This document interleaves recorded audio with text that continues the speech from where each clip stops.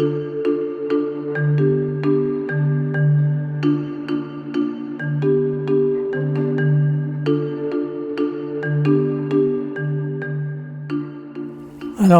je me présente, mon nom est Jean-Claude Perrault.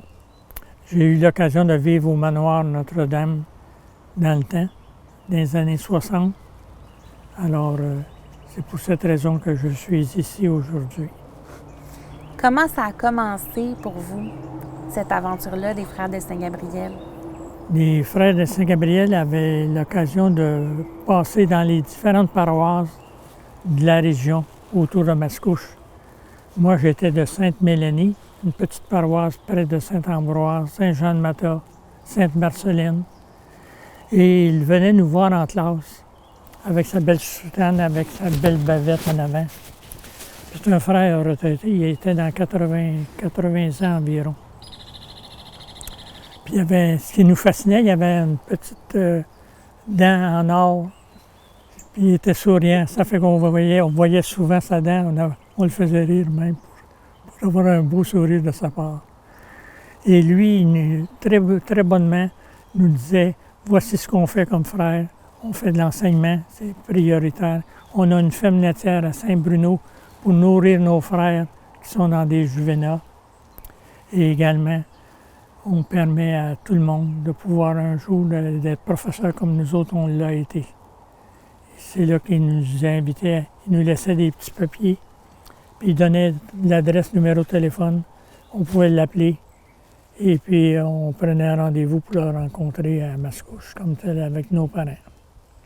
C'est comme ça que ça a commencé. Puis qu'est-ce que ça a fait à votre famille que vous souhaitiez partir à Mascouche? Bien, mon papa, il n'était pas trop d'accord avec ça. Il disait qu'il avait l'argent financier pour payer mon collège à Joliette même, sans devenir prêtre, là.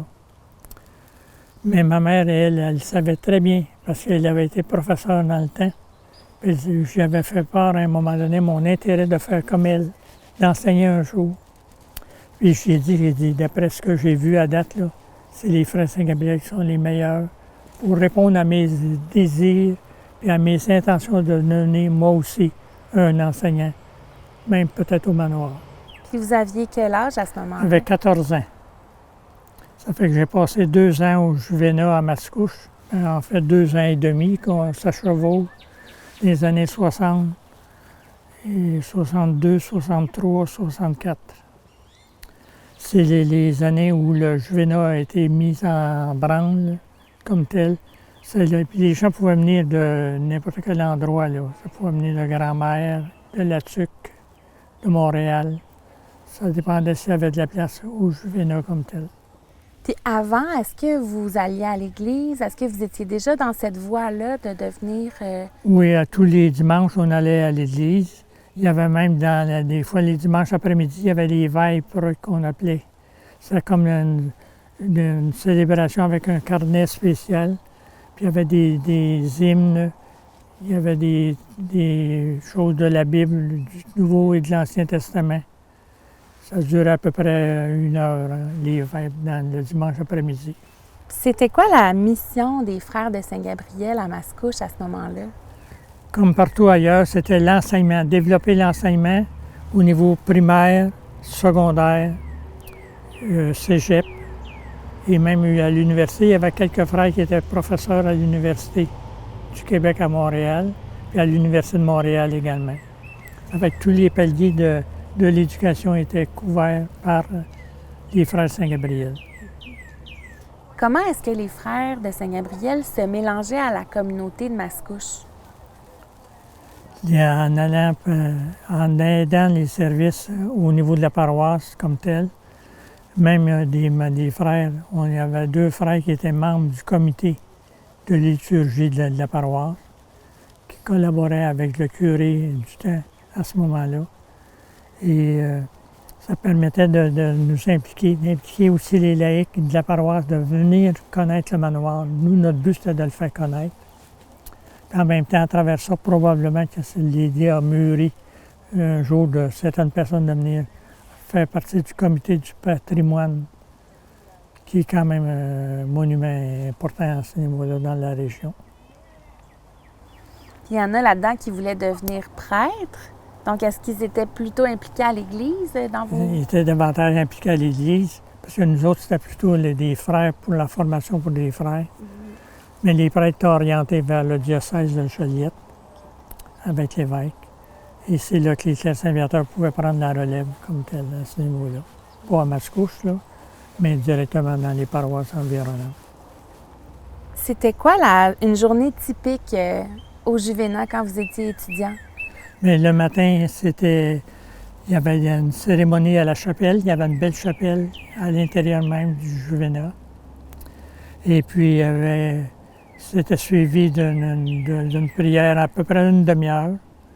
Il y avait des chants à travers ça. Ceux qui ne savaient pas moins chanter, mais on l'apprenait au fur et à mesure parce que les chants revenaient d'une fois à l'autre. Par la suite, on s'en allait à la cafétéria. Et c'était le déjeuner communautaire avec du gruyot qu'on appelait la soupane. Mais c'était très bon. À l'âge que nous avions un bon appétit, mais on n'a jamais manqué de nourriture à ce niveau-là.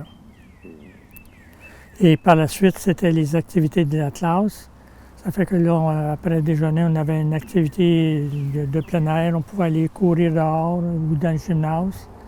Et ensuite, on s'en allait en classe pour terminer. Il y avait 2 cours avant le dîner, puis il y avait 2 cours également après le dîner. C'est ce qui complétait à peu près l'enseignement qu'on avait. Toutes les matières, chimie, biologie, anglais, français, mathématiques. L'enseignement normal qu'il y avait dans le secondaire à l'extérieur. Puis vous passiez toute la semaine à l'école, vous dormiez? Oui, on dormait à l'école. Puis même les fins de semaine, on dormait là. On venait à Noël seulement à la maison. Quand on revenait à la maison, on trouvait que la maison était petite chez nous, comparé à des grands corridors ou les grands dortoirs où on pouvait loger. On pouvait loger au-delà de 140 jeunes à ce moment-là.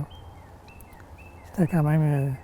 il y avait le secondaire 1, secondaire 2 était enseigné ailleurs. Nous autres, c'était le secondaire 3 et le secondaire 4 était l'enseignement secondaire final à ce moment-là. Puis est-ce que vous aviez déjà visité le manoir avant d'être étudiant? Quand la décision a été prise, je suis parti avec mon père et ma mère. On est allé faire une visite du Juvénat. Qu'est-ce qui m'attendait? Puis le frère nous a accueillis, nous a montré les dortoirs, nous a montré un petit peu l'horaire d'une semaine, de la journée comme telle. C'était vraiment alléchant. Puis qu'est-ce que ça vous faisait, ce bâtiment-là? C'était quand même imposant? C'était imposant, mais je trouvais que c'était important pour pouvoir vivre normalement, une vie normale, comme à l'école secondaire ailleurs, à Joliette. Mais il fallait qu'il y ait de l'encadrement, il fallait qu'il y ait une structure physique. Ça fait que la maison, les planchers étaient tout en terrazzo. C'était propre. Puis on participait au ménage également.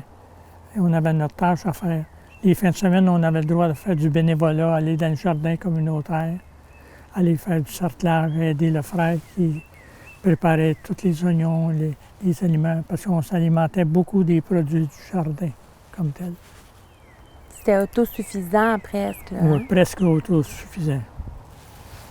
Puis il y avait les frères Saint-Gabriel, avaient aussi à Saint-Bruno, près de la montagne où il y a du ski alpin. Il y avait une belle ferme laitière, des vaches de Holstein, de race. Là. Une ferme qui valait plusieurs milliers de dollars. Là. Puis vous alliez aider à la ferme? On pouvait aller aider, jeter un coup d'œil durant l'été, la période estivale. Si on voulait aller participer à la ferme à Saint-Bruno, on pouvait aller passer 3 semaines, 1 mois directement, nourri, logé. La seule chose, c'est qu'on travaillait physiquement pour pour payer notre nourriture également à ce moment-là. Ça ici, c'est le manoir comme tel, une des plus belles répliques du manoir Notre-Dame. Dans la partie d'en bas, c'était toutes les classes qui regroupaient le nombre d'élèves. Puis dans la partie supérieure, en haut, c'était le grand doctorat. où les jeunes, secondaire 3 et secondaire 4, allaient se coucher le soir, avec toutes des séparations. Puis des frères qui surveillaient, qui se promenaient la nuit pour si quelqu'un était malade, bien, ils pouvaient l'orienter facilement. Puis ça, au bout comme tel, ça aboutissait au manoir directement des frères. Puis il y avait un gymnase qui avait été bâti aussi durant ces années. Ici, vous avez les jardins, il y a la piscine, puis autour de la piscine, il y avait beaucoup de belles terres noires naturelles. On cultivait des framboises, du maïs, des légumes pour compléter notre potager. On allait de l'autre bord du muret, puis on pouvait aussi semer, cultiver même des tulipes, puis un plan d'eau pour pouvoir s'aménager. Donc vous dites que vous avez passé 2 ans et demi là comme juvéniste, puis ensuite? Ensuite, je voulais m'orienter pour devenir religieux. Alors, il y avait 2 ans de préparation. On appelait ça le noviciat. Avant de faire ce qu'on appelle la prise d'habit. Avant de prendre l'habit, il y avait 2 ans de préparation. C'était de la lecture, c'était des conférences, puis expliquer comment vivait le frère Saint-Gabriel. Et également aussi comment il avait à préparer son avenir. Après 2 ans de noviciat, on avait des vœux. On prenait des premiers vœux et on se préparait ensuite au Scholastica, ce qu'on appelait le collège, le cégep aujourd'hui. Puis d'un temps, était en construction le collège Marie-Victorin, qui s'appelait antérieurement le Scholastica central de Montréal, qui regroupait 8 communautés religieuses différentes sur le campus. Puis qu'est-ce qui vous a ramené ici à Mascouche? Ce qui m'a ramené à Mascouche, c'est que au cours de ma carrière, j'étais enseignant. Donc, j'enseignais à différents endroits. J'ai même enseigné ici à Mascouche quelques années. Mais moi, ce qui m'a intéressé, c'est que c'était l'esprit qu'il y avait au niveau des frères Saint-Gabriel. Ça fait qu'à ce moment-là, je suis venu à l'occasion, comme provincial, venir demeurer dans le manoir, parce que le manoir était occupé, la partie scolaire, mais la partie résidence, il y avait eu un feu dans le temps, il y avait eu du vandalisme. Et puis, vu que c'était vacant, moi, comme provincial, je voulais sortir de la maison provinciale, venir me reposer dans un endroit calme, puis Mascouche était l'endroit idéal pour moi, avec des confrères. Vous étiez combien à ce moment-là qui Nous, habitaient? on était quatre confrères, dont il y en a qui travaillaient dans l'enseignement, puis il y en a d'autres qui étaient aussi actifs au niveau de l'entretien des frères malades. On avait une infirmerie communautaire à Montréal, puis il y avait des confrères qui travaillaient là, à l'infirmerie communautaire, mais qui venaient le soir venir résider à Mascouche comme tel. Alors, c'est un frère Saint-Gabriel qui est en train de célébrer l'Eucharistie. Il y a moi-même avec un autre frère. C'est une célébration de la liturgie. À même le manoir, on voit également la cheminée comme telle, qui est importante, cheminée historique. On invitait Monseigneur Odette. C'était un repas. Donc, les repas se faisaient en bas, tandis que les rencontres, les échanges se faisaient en haut, au 2e étage. Ça, c'était la petite sacristie qui était en arrière. Il y avait du côté du Juvénat comme tel, là. Juste la séparation du manoir avec le Juvénat. Il y avait une petite sacristie qui avait été formée. Là, on mettait les hosties avec le calice et le ciboire comme tel. Ici, vous avez le frère Jacques Burel, qui est un frère Saint-Gabriel, qui lui a vécu au manoir pendant plusieurs années et qui a écrit sur l'histoire de la petite fille qui a été sauvée d'après lui par les bras de Marie, qui a été supportée par une dame. La petite fille a dit, il y a une dame qui m'a supporté toute la nuit lors de l'inondation qu'il y avait eue. l'eau avait monté durant la nuit, mais elle est redescendue au matin. Et la petite était près de la corniche, elle était très vivante. Puis elle avait perdu son petit frère qui s'était noyé dans l'eau froide glacée au moment où l'eau montait. Et elle a dit, il y a une dame qui m'a soulevé, qui m'a accroché dans les airs. On donne espoir à cela. Soit c'est en mémoire de la Vierge que le frère Jacques Burel parlait. On a fait ériger une statuette de la Vierge dans le fond de la cour, tout près de l'endroit où l'eau avait monté, pour rappeler aux gens, pour le futur, que la Vierge avait été intervenue dans la sauvegarde de la petite fille lors de la nuit tragique d'inondation. Le soir et les fins de semaine, mais c'est surtout les fins de semaine, ça c'était une cérémonie de la Vierge, la fête de la Vierge Marie. Alors les frères faisaient une parade à la Vierge avec la statuette et avec tous les frères en arrière. Puis on récitait le rosaire au complet, 3 chapelets. C'est une marche qui se faisait à ce moment-là. C'est la belle époque de la piscine creusée naturelle, avec un plongeon à l'extrémité, avec à l'arrière-plan, il y a une tour, il y a tout un muret qui entoure la piscine comme telle. Donc on était à l'abri du vent et l'eau était toujours très chaude, c'était bon. C'est agréable, c'est un beau paysage. Ici, c'est la représentation du manoir, la partie du moulin. On voit l'eau qui coule ici. Ça, il y avait la ferme laitière également en haut, un peu plus haut, qui elle a été sauvegardée de l'inondation. Puis le muret, l'eau coulait. Et durant l'été, l'eau passait pas loin de la piscine, en parallèle avec la piscine qu'il y avait de l'autre côté du mur, comme tel. Très belle photo historique, ça. Quand on entrait dans le manoir, qu'est-ce qu'on voyait en premier? On voyait la salle à manger. Et il y avait une salle d'accueil, genre de petit boudoir là, avant de monter en haut. Puis il y avait la salle à manger où la cuisinière pouvait travailler, préparer les repas comme tel. Puis Mme Colville, elle, sans doute avec l'importance qu'elle accordait, son escalier qui tournait, qui était quand même discret. Puis quand on rentrait dans la grande salle en haut, mais c'était le plafond cathédral. Là. On voyait toutes les poutres qui montaient jusqu'au plafond. Naturel, là. Ça devait être impressionnant. Ça avait peut-être été teint avec une teinture spéciale. Mais comme les planchers dans la chaîne étaient tous en ciré, les planchers de cire, il s'agissait avec des bas de laine de se promener dessus, là. On pouvait le polir comme tel.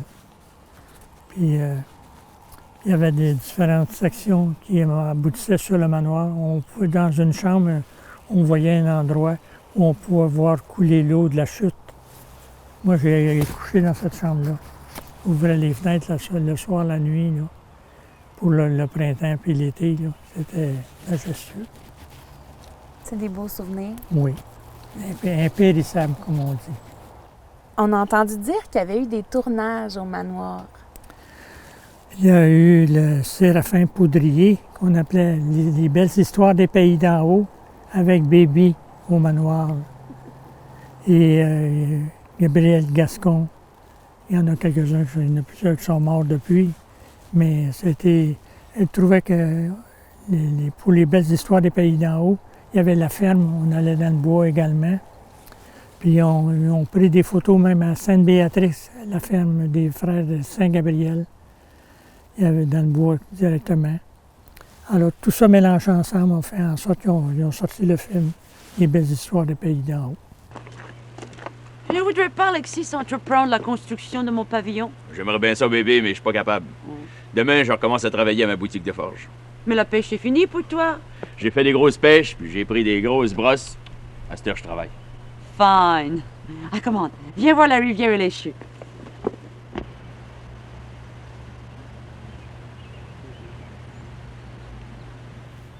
Puis à ce moment-là, c'était quoi votre implication? Est-ce que vous étiez... Comment vous les accueilliez sur place? Mais on leur offrait le gîte, comme À l'occasion, il y avait quelques chambres de libre pour les personnes qui passaient. La cérémonie se faisait plutôt durant l'été. Donc, les jeunes étaient partis en vacances, soit à Saint-Bruno, puis il y avait des espaces de libre dans le doctorat. On aménageait des paravents, puis les gens pouvaient dormir là. Préparer leur scénario pour le lendemain à ce moment-là. Puis là, aujourd'hui, on est au Jardin Moore pour notre Oui. journée. Vous avez connu M. Moore. Oui, je venais lui rendre visite à M. Moore, puis lui donner des petits conseils qu'il voulait avoir, parce qu'il voulait faire la côte qui descend ici. Ça allait jusqu'à la rivière. Puis il dit, un jour, on aura un jardin. Il dit, je veux faire un jardin. De temps en temps, il voyait mon intérêt. Puis madame, quand je venais lui rendre visite, on s'échangeait des fleurs également aussi, qu'il n'y avait pas ici, puis qu'il a pu avoir. Puis madame Moore, son prénom m'échappe, là, mais elle a la salle qui est dédiée à son nom, à ce moment-là, ici même. C'est un travaillant, M. Moore, au pelle, puis au pic. À la pelle, puis au pic, comme tel. Est-ce que vous avez un souvenir en particulier de votre vie au Juvénat ou au manoir que vous aimeriez partager? Quelque chose qui vous a marqué? Moi, ce qui m'a marqué, c'est cet aspect communautaire, de vivre en famille. Je retrouvais la même chose que j'avais chez moi, dans ma famille comme telle.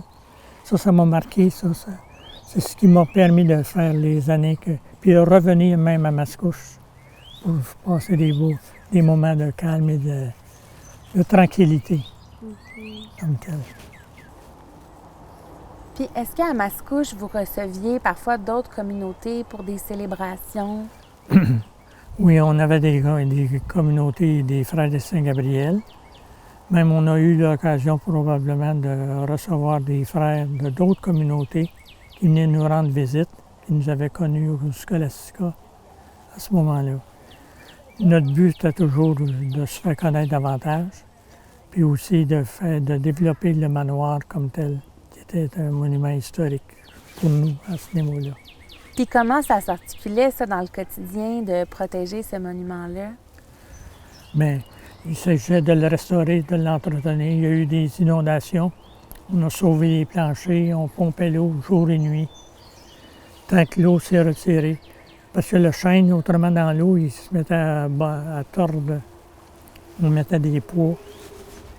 On a sauvé les planchers. On a enlevé les planches, on les a fait sécher à un endroit un peu plat. On a refait avec des chevilles de bois. On a tout refait les planchers du bois. À ce moment-là, en haut, l'eau n'avait pas été en mesure de monter là-bas. Là-haut, c'était parfait. C'était le chêne qui venait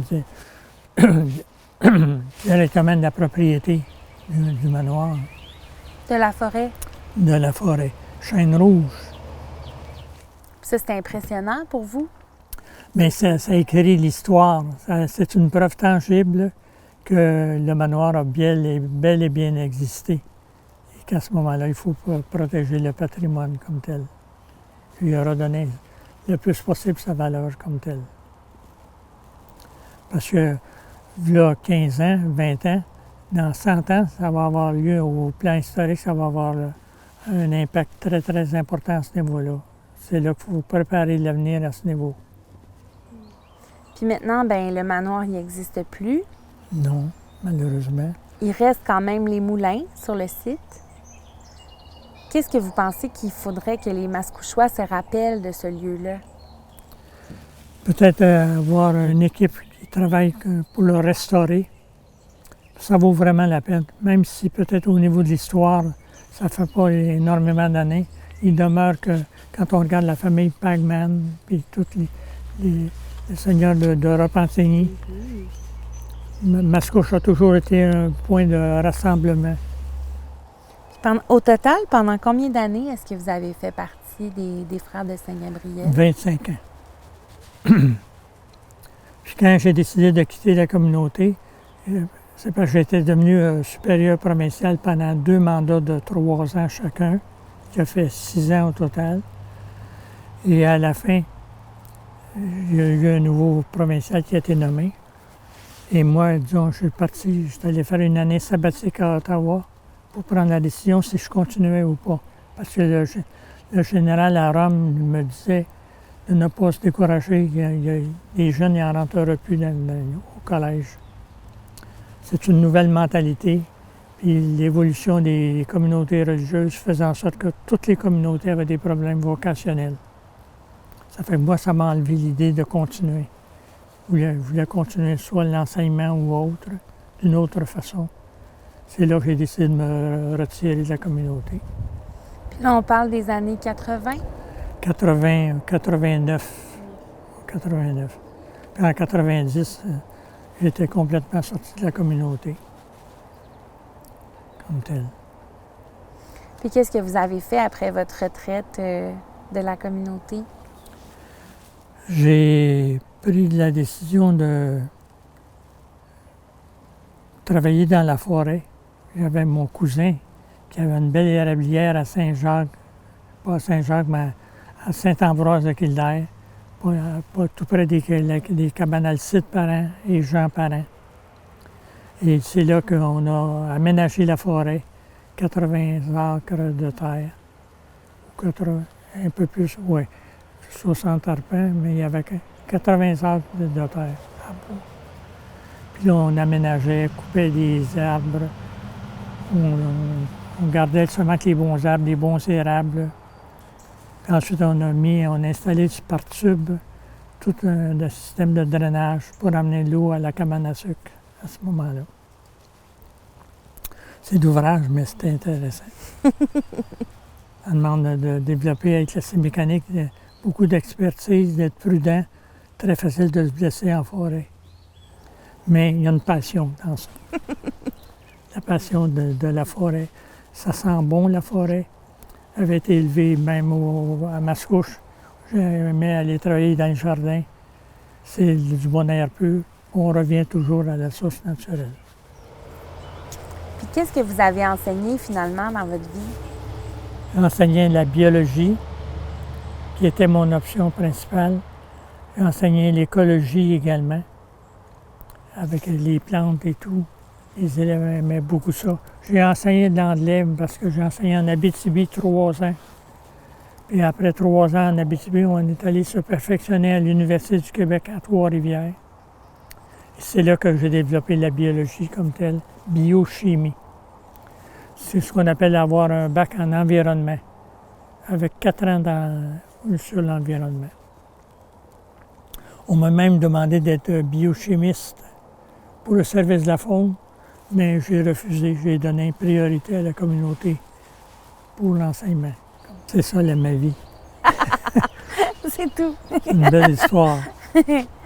Merci beaucoup, M. Perron. Ça me fait plaisir. Et bienvenue à tous ceux et à celles qui connaîtront cette histoire, pourront s'impliquer pour le futur également.